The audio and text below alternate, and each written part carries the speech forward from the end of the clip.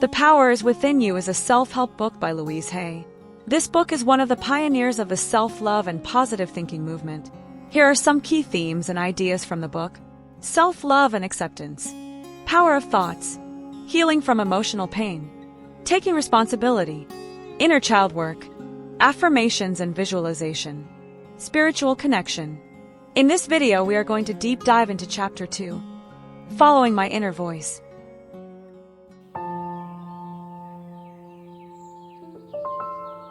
The thoughts we choose to think are the tools that we use to paint the canvas of our lives. I remember when I first heard that I could change my life if I was willing to change my thinking. It was quite a revolutionary idea to me. I lived in New York and discovered the Church of Religious Science. Often people confuse the Church of Religious Science, or Science of Mind, which was founded by Ernest Holmes, with the Christian Science Church founded by Mary Baker Eddy. They all reflect New Thought, however they are different philosophies. The Science of Mind has ministers and practitioners who carry on the teachings of the Church of Religious Science. They were the very first people who told me that my thoughts shaped my future.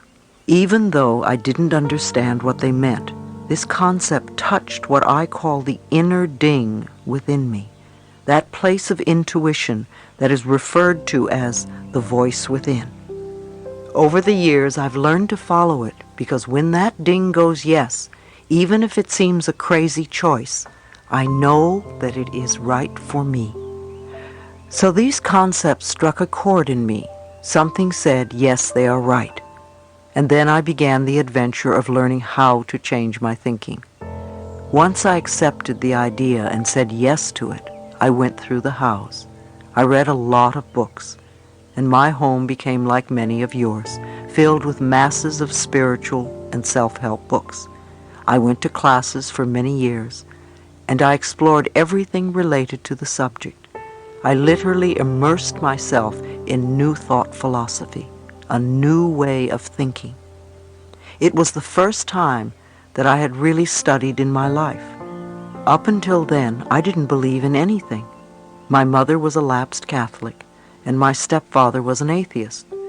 I had some strange idea that Christians either wore hair shirts or were eaten by lions, and neither appealed to me.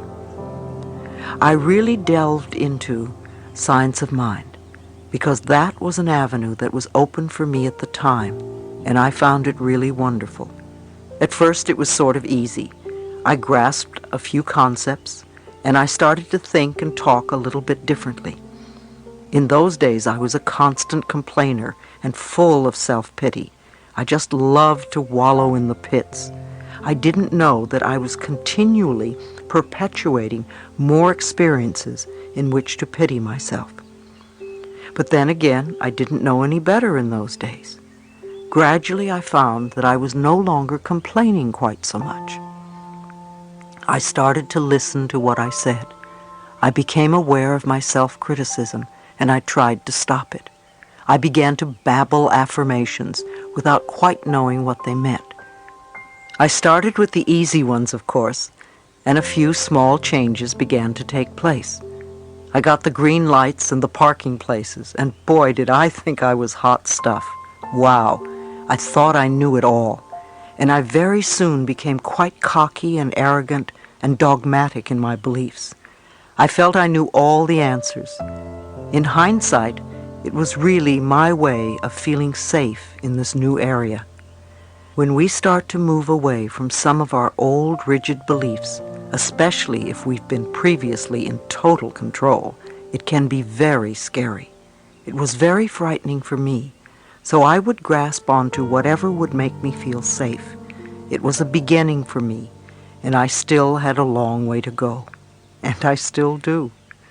Like most of us, I didn't always find the pathway easy and smooth, because just babbling affirmations didn't work all the time, and I couldn't understand why.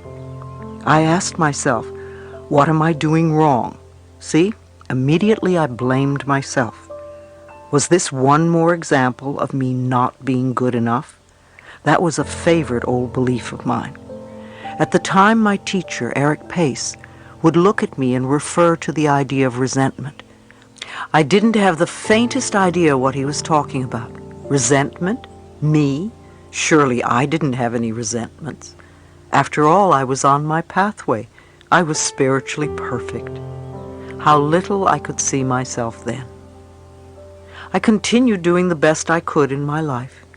I studied metaphysics and spirituality and learned about myself as much as possible. I grasped what I could, and sometimes I applied it.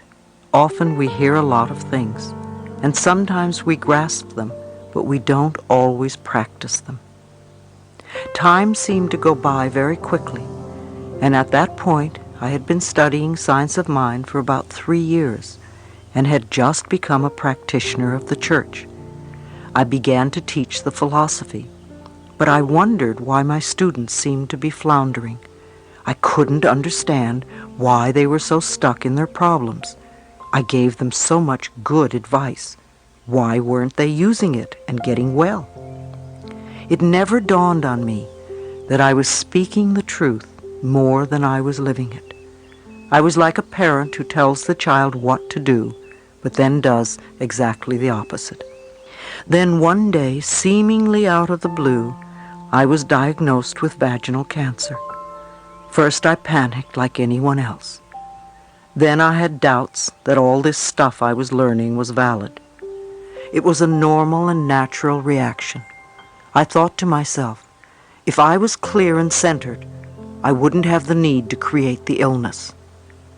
In hindsight, I think when I was diagnosed, I felt safe enough at that point to let the illness surface so that I could do something about it, rather than having it be another hidden secret that I wouldn't know about until I was dead.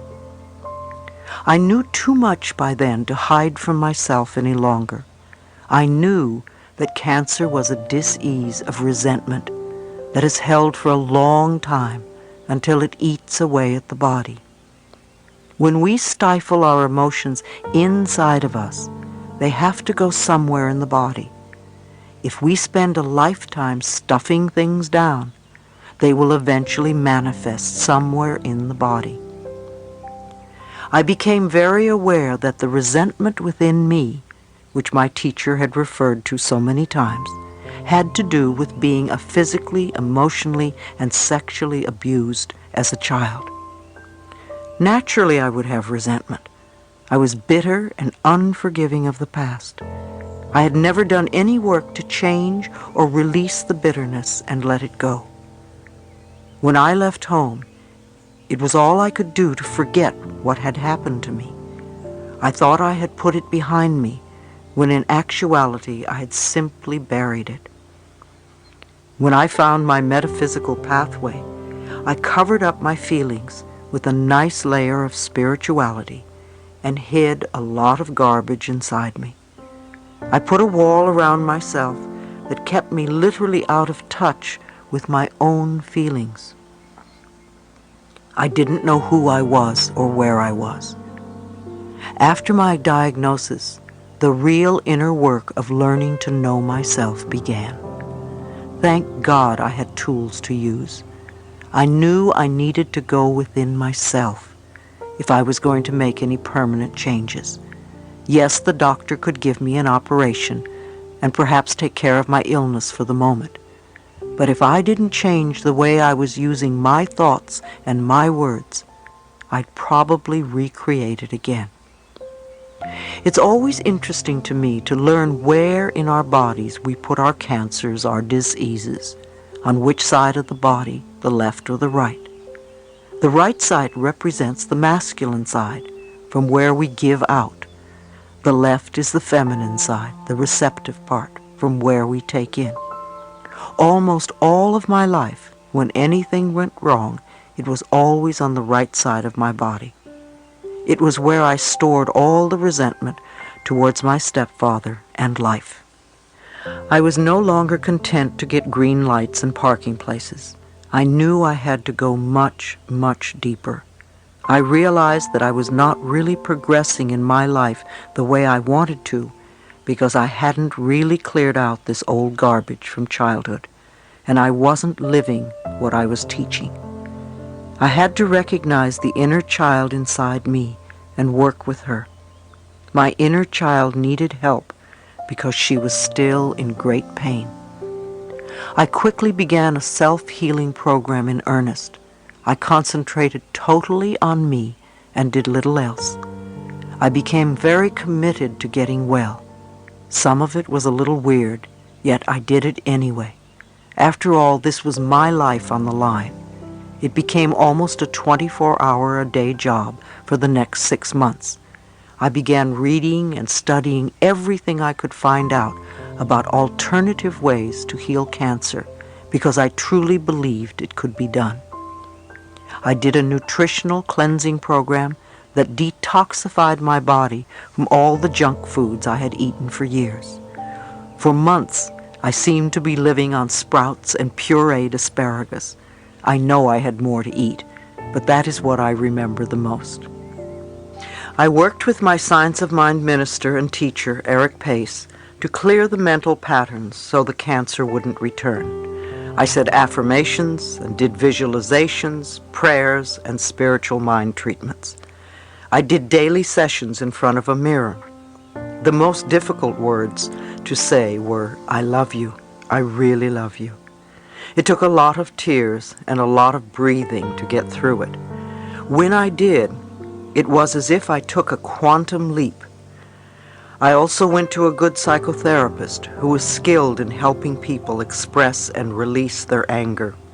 I spent a long period of time beating pillows and screaming. It was wonderful. It felt so good because I had never, ever had permission to do that in my life. I don't know which method worked. Maybe a little bit of everything worked. Most of all, I was really consistent with what I did. I practiced during all my waking hours. I thanked myself before I went to sleep for what I had done during the day. I affirmed that my healing process was taking place in my body while I slept, and that I would awaken in the morning bright and refreshed and feeling good. In the morning, I'd awaken and thank myself and my body for the work that was done during the night. I would affirm that I was willing to grow and learn each day and make changes without seeing myself as a bad person. I also worked on understanding and forgiveness. One of the ways was to explore my parents' childhoods as much as I could. I began to understand how they were treated as children, and I realized that because of the way they were brought up, they couldn't really have done anything differently than they did. My stepfather was abused at home, and he continued this abuse with his children. My mother was brought up to believe that the man was always right, and you stood by and let him do what he wanted. No one taught them a different approach. It was their way of life. Step by step, my growing understanding of them enabled me to start the forgiveness process. The more I forgave my parents, the more willing I was to forgive myself. Forgiveness of ourselves is enormously important. Many of us do the same damage to the inner child that our parents did to us. We just continue the abuse, and it's very sad. When we were children and the other people mistreated us, we didn't have many options. But when we grow up and we still mistreat the inner child, it's disastrous. As I forgave myself, I began to trust myself. I found that when we don't trust life or other people, it's really because we don't trust ourselves. We don't trust our higher selves to take care of us in all situations. So we say, "I'll never fall in love again because I don't want to get hurt," or "I'll never let this happen again." We are really saying to ourselves, "I don't trust you enough to take good care of me, so I'm going to stay away from everything." Eventually, I began to trust myself enough to take care of me, and I found it easier and easier to love myself once I trusted myself. My body was healing, and my heart was healing. My real spiritual growth had come in such an unexpected way. As a bonus, I began to look younger. The clients I now attracted were almost all people who were willing to work on themselves. They made enormous progress without me really doing anything. They could sense and feel that I was living the concepts I was teaching, and it was easy for them to accept these ideas. Of course they had positive results. They began to improve the quality of their lives. Once we begin to make peace with ourselves on the inner level, life seems to flow much more pleasantly. So what did this experience teach me personally? I realized that I had the power to change my life if I was willing to change my thinking and release the patterns that kept me living in the past. This experience gave me the inner knowledge that if we are willing, really willing to do the work, the mental work, we can make incredible changes in our minds, our bodies, and our lives. No matter where you are in life, no matter what you've contributed to creating, no matter what's happening, you are always doing the best you can with the understanding and awareness and knowledge that you have. And when you know more, you will do it differently, as I did. Don't berate yourself for where you are. Don't blame yourself for not doing it faster or better. Say to yourself, I'm doing the best I can.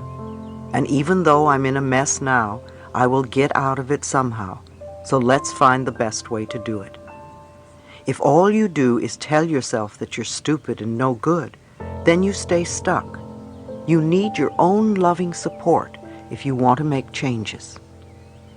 The methods I use are not my methods. Most of them I learned at Science of Mind, which is what I basically teach. Yet these principles are as old as time. If you read any of the old spiritual teachings, you will find the same messages. I am trained as a minister of the Church of Religious Science. However, I do not have a church. I am a free spirit. I express the teachings in simple language so that they may reach many people. This path is a wonderful way of getting your head together and really understanding what life is all about and how you can use your own mind to take charge of your life. When I started all this over 20 years ago, I had no idea that I would be able to bring hope and help to the number of people that I do today.